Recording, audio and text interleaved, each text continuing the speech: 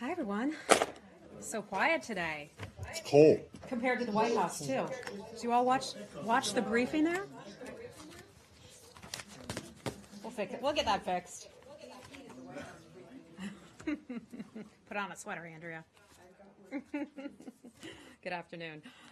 No, it was nice to watch the White House briefing today and see General Kelly out there, and I especially appreciated the kind remarks that he made about the State Department and the work that we do here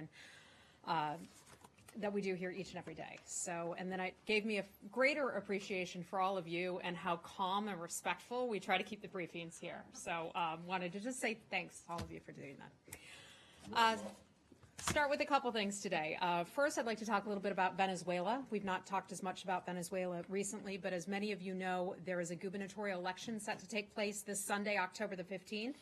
The United States and the international community are paying close attention to this vote. The United States calls on the regime to hold free and fair elections.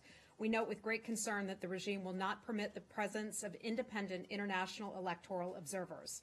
We call on the government of Venezuela to permit independent domestic observers to fully monitor the election and the tabulation of its results. The United States is concerned that a series of actions by the National Electoral Council calls into question the fairness of the electoral process. We continue to support the Venezuelan people as they work toward a democratic, peaceful, and hopefully prosperous future. We continue to think of them. We know it's a difficult time, certainly down there. In addition to that, I'd like to announce some travel. Our Deputy Secretary of State, John Sullivan, will travel to Tokyo and Seoul October 16th through 19th. He will be in the region to participate in the October 18th Vice Foreign Minister level U.S. ROK Japan trilateral meeting, which is hosted by the Republic of Korea in Seoul. The trilateral meeting will focus on strategic coordination related to the urgent threat from the DPRK's nuclear ballistic missile program. The three leaders will also discuss regional and global areas of cooperation. The Deputy Secretary will be in Tokyo October 16th and 17th for bilateral meetings there. He will then travel to Seoul October 18th and 19th for bilateral and trilateral meetings. During his visit to both Tokyo and Seoul, the Deputy Secretary will also meet with U.S. Embassy staff, members of our U.S. forces, as well as representatives from the business community and civil society as well. And with that, I will gladly take your questions. Great. Thanks. I'm going to start with the situation in Pakistan and the rescue of this family. The Secretary's statement on this, he made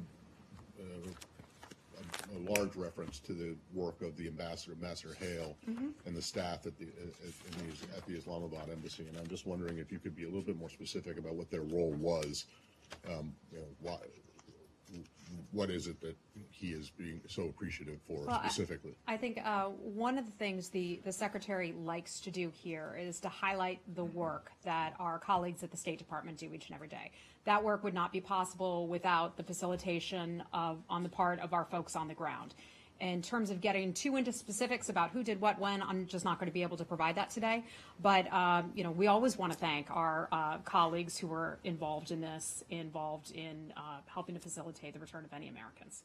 Well, the Pakistani officials say that the family was rescued and flown by helicopter from where it was that they were rescued to the embassy in Islamabad. Can you confirm that? I cannot confirm that. I can say that the Pakistani military, acting on information that we provided, were able to secure the release of this family. We are tremendously happy to have these folks returning, coming home.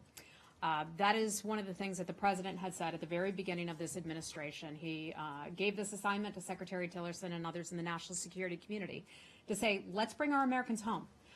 You saw the President do that with the return of Aya Hijazi from Egypt back in April, I believe it was. We saw that happen with Otto Warmbier, sadly, in the condition that he was, but nevertheless, that was a priority the President set in bringing Americans home, and now we've seen it with this family of 5 coming home. We are pleased that Caitlin Coleman and her family have done that. The family has been, her family back here in the United States has been hoping and praying for this for many years now. But I want to be clear in saying how grateful we are to the government of Pakistan. Without their assistance, this would not have been made possible. It was critical, and we will certainly not forget that. Okay, you say you repeated several times coming home. Where exactly is the family now, and are they in fact coming I'm back not to either the U.S. or Canada? I'm not going to be able to confirm any of that for you. I know the family had asked for some privacy at this time, and some of that will be up to the family to be able to explain where they decide to go and when they decide to go there. Okay, but when you say coming home, it doesn't. I just literally- mean, okay. All right. out of captivity. I mean, the Gotcha. family obviously was in a very dire situation. You all had seen the videos of the family, and they were in distress. So when I say coming home, it doesn't mean here necessarily. Andrew, go right ahead. A question on Cuba. Our colleagues. Can we stick region Okay. first? Okay. Then I'll come back to you on that. So. There are some reports that the couple doesn't want to go on a U.S. plane, that they have concerns about the future of mainly Joshua Boyd because of his past, having been married to a woman who has been held, whose brother has been held in Guantanamo. Is it true? Do you have confirmation of this? Hesitant? I appreciate that a lot of people will want the details, especially details that sound pretty salacious. I've seen some of those media reports, and I can only say that, we're grateful that the family has been released. We're grateful to the government of Pakistan as well as the government of Canada. We're looking forward to having those folks go home where they choose to go. And beyond that, I'm not going to be able to comment on the details. Salacious? Well, it sounds, I mean, you tell a good story there. It sounds pretty interesting. Yes. Husband declines to board in America. I cannot. And was there an exchange of gunfire or injuries? I'm not aware of any of that. Okay. The president said that this action was a sign of respect from the Pakistani government. Does the administration then believe that prior to this, the Pakistani government wasn't respecting the U.S. and was, maybe withholding information about where the family was? What I can tell you is that we are very pleased with the government of Pakistan's response. This would not have been possible without the government of Pakistan. With information that we provided them, they were able to secure their release. So I'm afraid I'm just not going to have a lot beyond that. A lot of you have asked about our overall relationship with Pakistan. We've certainly had points where that relationship has had some challenges. That relationship isn't going to just turn around overnight, but this is a terrific step in the right direction. Okay. Anything else on Pakistan? Okay. Andrew, go right ahead. Cuba. Matt's colleagues at AP have obtained an audio tape. We have not been able to independently authenticate it, but in any case, are there continuing health issues? Does the State Department, does the United States government believe that this is an acoustic weapon? There have been reports or suggestions of another cause. And General Kelly said that the government of Cuba could stop it. A view that I think you've already expressed here, that the government could stop it if they wanted to. But are we at the stage of accusing the government of Cuba of being complicit or of Here's causing where we it? are, exactly where we are right now. An investigation is still underway. We don't know who or what is responsible for it. You labeled the attacks a certain way, and I'm just not going to label it that way because we still don't know exactly what the cause or what the source is. General Kelly, when he said we believe that they can stop the attacks, I think what he was referring to is, one, we have the Vienna Convention.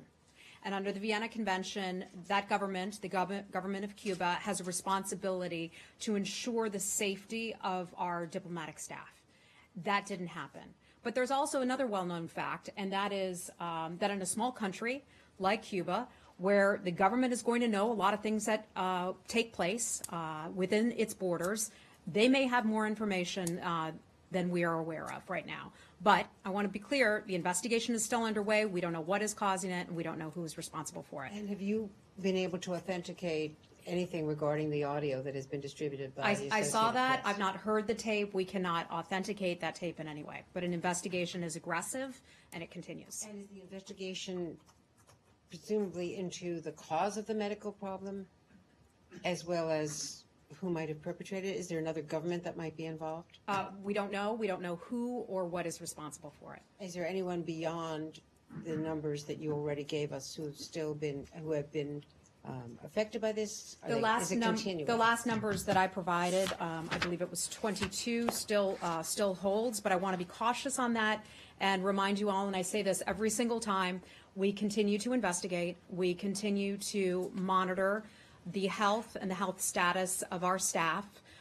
People are still able to avail themselves to testing.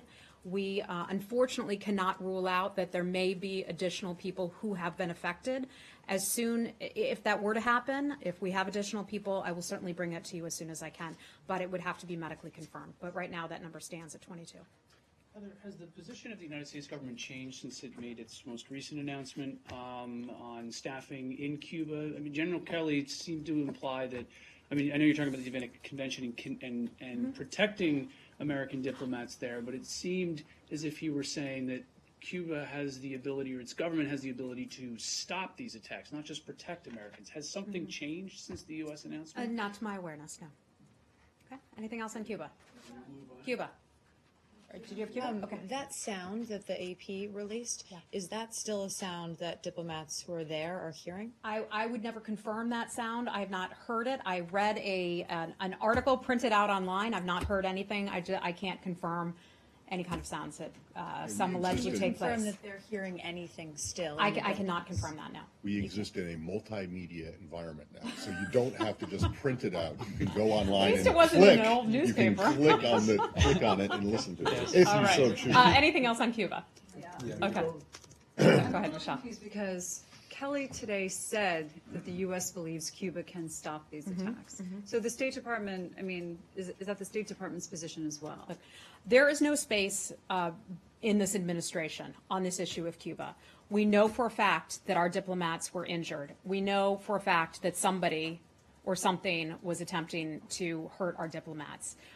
The Secretary made the difficult decision to bring our people home, even though we have a small staff who still remain there. All of that is the case. This is something we take extremely seriously.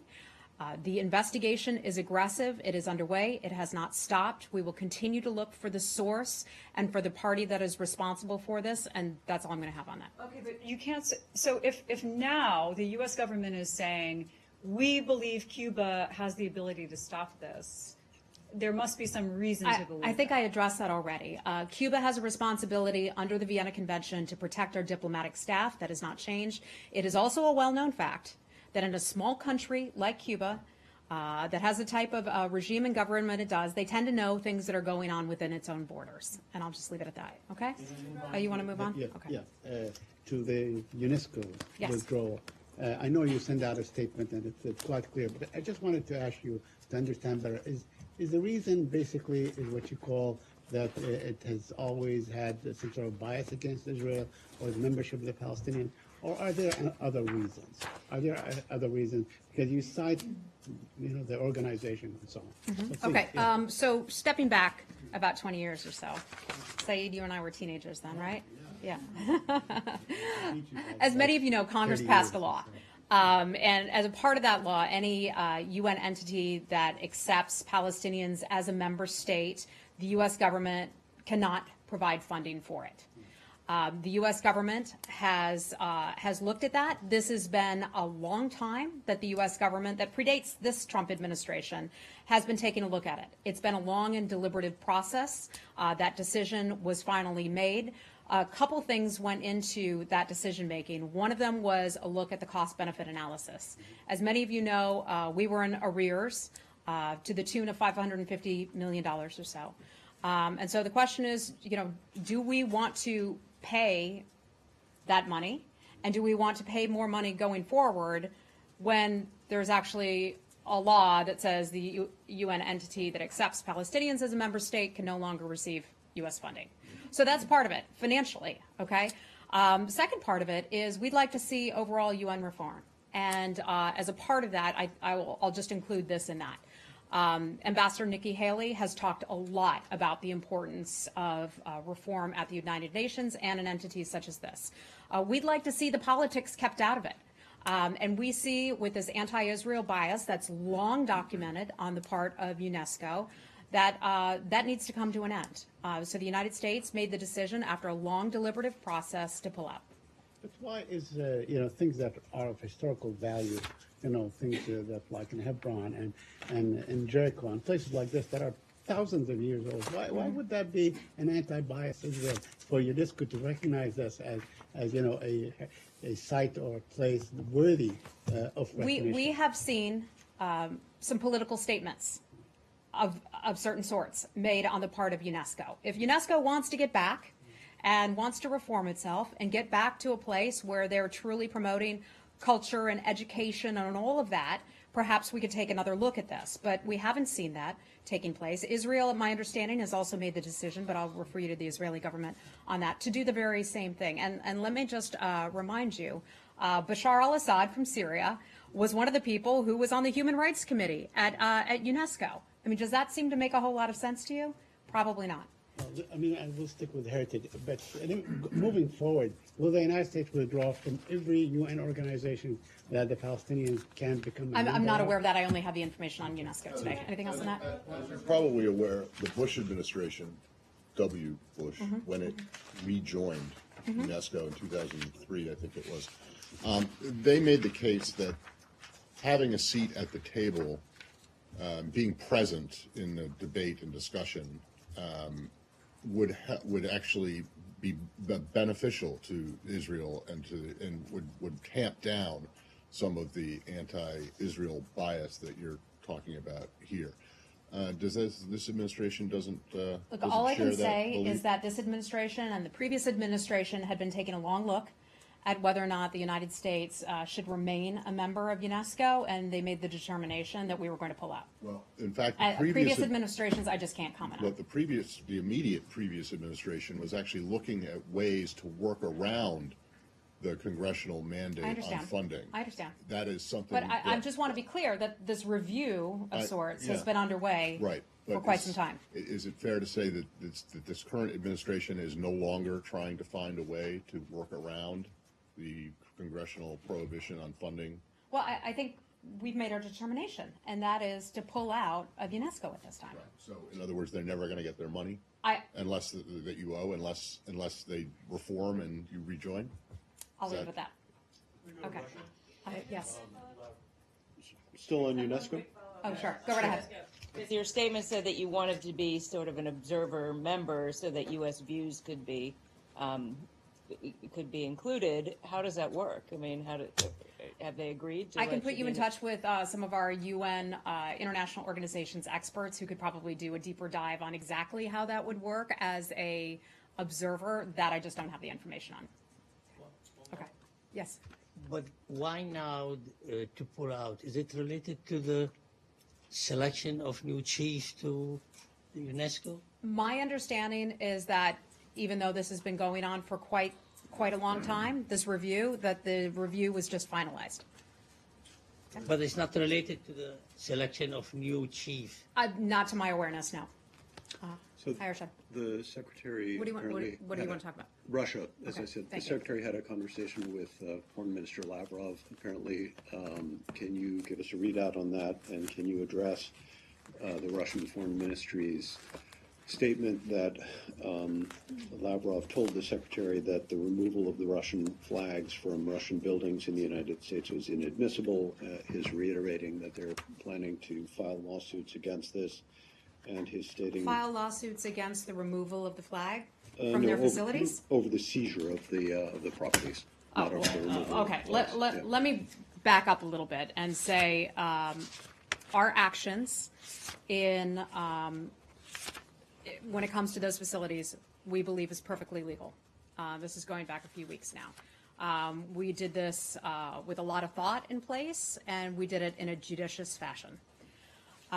When it comes to the flags, and I've certainly seen what Russian media has reported, and you so clearly listed that out now, the way that the Russian government and Russian media is reporting this. I can tell you this, the flags at the former Russian consular properties in San Francisco were respectfully lowered. They're safely stored within each of the buildings. I think there's no country in the world that pays greater respect to its own flag and to the flags of other nations. That is something that we take seriously. I can tell you the flag that flew here in Washington, D.C. was also taken down and is safely stored within the building right now.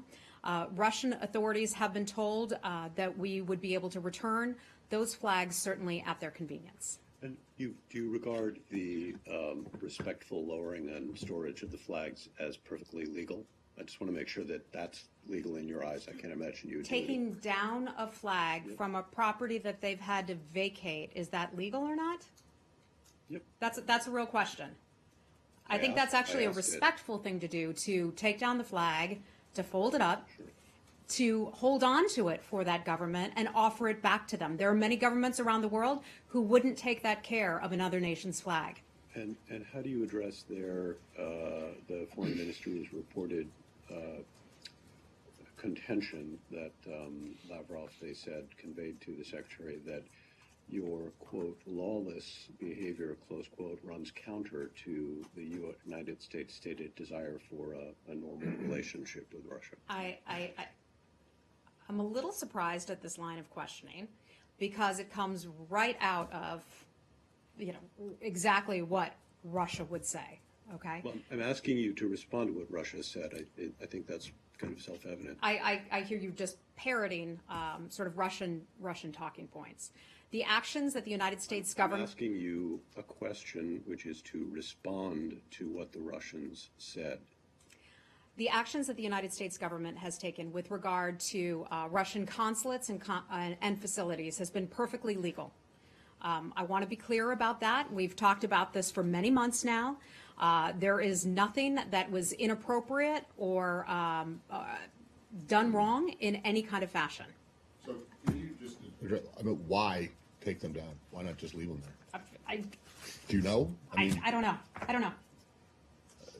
I think that's actually, my understanding is that part of our responsibility is to keep an eye on, and Robert, maybe we can get an answer on this by the end, but I believe our responsibility is to close up the facilities and make sure that they have been vacated and make sure that the properties are maintained to a certain degree. I believe that's our responsibility under the Foreign Missions Act. Is that correct? Okay. Okay. So I would consider that, and I can double check with our experts on this, who would know a lot more about it than I would, but that would be a part of it. Okay. Well, if it is, you're then probably that's not going to let explanation. weeds grow out in the place. You're going to probably take in not the mail, get the newspaper. Probably get the mail and get the newspaper and taking down the flag. And right. guys, I'm just beyond curious that, if this that conversation. No, I know, but I'm just just going to curious. get Is that standard SOP for when something like this happens? Do you remove all ornaments or whatever decorations? Christmas tree lights or something like Yeah. that? Matt, I will check on that for thank you. Okay. All right. Hi, Lori. How are you? I'm well, thanks. How are you? Good. I have two questions. One, do you have any clarification or comment on reports yesterday that the popular mobilization units in Iraq and other Iraqi forces were mobilizing for an attack in the Kirkuk area? That's my first question. So we've seen those reports. We're certainly monitoring that situation very closely. We have consistently called on the various parties to oppose violence of any sort. We do not want to see any destabilizing activities take place and distract from the fight against ISIS. We've been clear about that all along. We have noted that the Iraqi government's prime minister's spokesperson has confirmed that the Iraqi security forces in its positions are only focusing on targeting ISIS. We take them at their word and would certainly hope that no violence would occur beyond going after ISIS. Thank you. And my second question has to do with your general policy towards Iraq, Kurdistan in the context of Iran. And you've argued that a unified Iraq is a way to contain Iran. But Iran itself is very opposed to Kurdish independence. So how can it be that you and Iran are on the same side of something? You say by keeping the Kurdistan part of Iraq that's going to contain Iran when the Iranians evidently feel the opposite. Lori, I think our continued position on Iraq in a unified, stable, democratic Iraq, where we need to keep an eye on ISIS and focusing on ISIS. And that is where our sole focus is right now.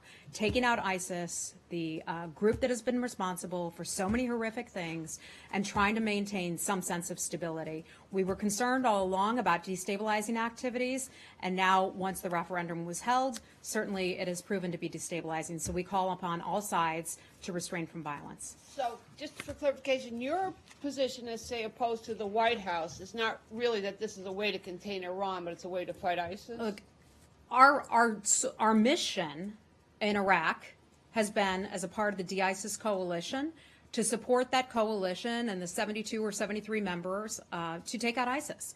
And that is why we had opposed the destabilizing activity, which we saw as the referendum, in destabilizing the region and destabilizing Iraq. We'd like folks to keep their eye on the ball, and that is ISIS. Okay? Thank you. Okay. All right. Hi. Turkey? Yeah. Quickly, a follow-up on the readout from yesterday's Secretary Tillerson's phone call with the Turkish Foreign Minister, where the case of detention of several American citizens were discussed.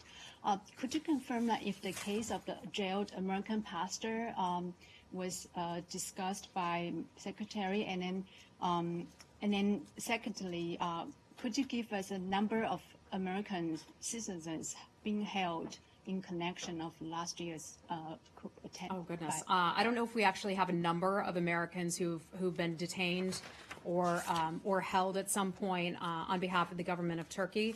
We know that somewhere close to 200,000 have been rounded up, people who had different types of occupations and all of that.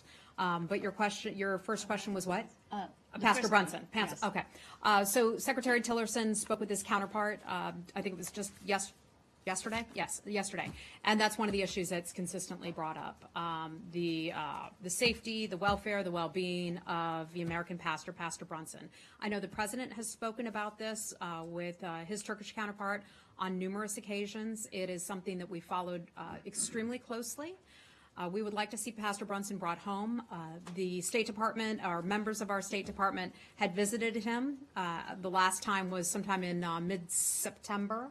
The time before that was in late August or so. So we're continuing to follow that story very closely, that case very closely, and would like to see him brought home.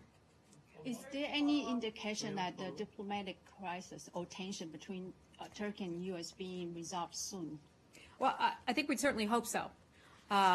We would certainly like our relationship to improve. This is a very much attention on our relationship right now, and I think there's no question about that. Okay, anything else? Turkey? Okay, hold on. Who else? Turkey. Okay. Oh, Elhan, hi. On Turkey today, Turkish President Erdogan actually talked about Pastor Brunson as well as other staff from the U.S. consulate. And this is his words. He said it's clearly they have links, both pastor and the consulate, staff at the consulate have links to FETÖ, which is the Gülenist organizations. Have you been presented any kind of evidence showing they are linked to this group? Yeah. So one of the things that we've asked the government of Turkey to do is to provide evidence. So we have two of our locally employed staff in Turkey, we talked about this the other day, who've been detained. We would call upon the government of Turkey to please provide us that evidence if there is evidence that they were involved in what Turkey alleges, and that is terrorism. Turkey is an important NATO ally of the United States. If they feel that these individuals were involved in that type of activity, we would certainly like to see the evidence of that.